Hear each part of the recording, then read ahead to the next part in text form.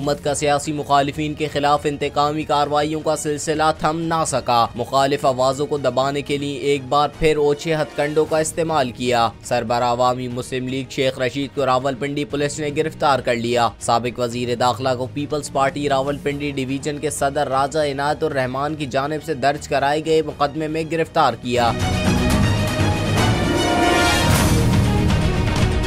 शेख रशीद के भतीजे राशिद शफीक ने मीडिया से गुफ्तगू करते हुए कहा कि पर्चा मनगढ़ंत है। 6 फरवरी तक इस्लामाबाद हाई कोर्ट ने जमानत दी थी। अदालती हुक्म के बावजूद साबिक वजीर दाखिला की गिरफ्तारी नाइंसाफी और तौहीन अदालत है। तौहीन अदालत की दरख्वास्त जमा करा दी है। कहा कि आप पारा पुलिस ने रात के अंधेरे में कार्रवाई की। रात के अंधेरे में चोर डाकू कार्रवाई करते हैं। राशिद शफीक का कहना था कि पुलिस ने घर के दरवाजे तोड़े, मुलाजिमीन को जदोकोब किया और शेख रशीद के बेडरूम में तोड़ फोड़ की। पुलिस शेख रशीद की 2 बुलेट प्रूफ गाड़ियां और 2 लाइसेंस याफ्ता क्लाशिनकोव भी साथ ले गई। सीनियर पार्लियामेंटेरियंस को 70 साल की उम्र में सड़कों पर जलील किया जा रहा है।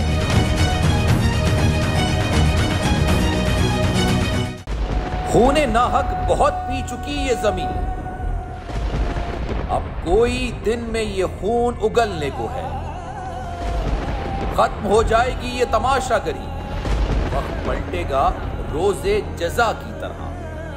ये जो पेशावर में ताजा लहू है बहा, एक क़यामत करेगा फलक पर बपा।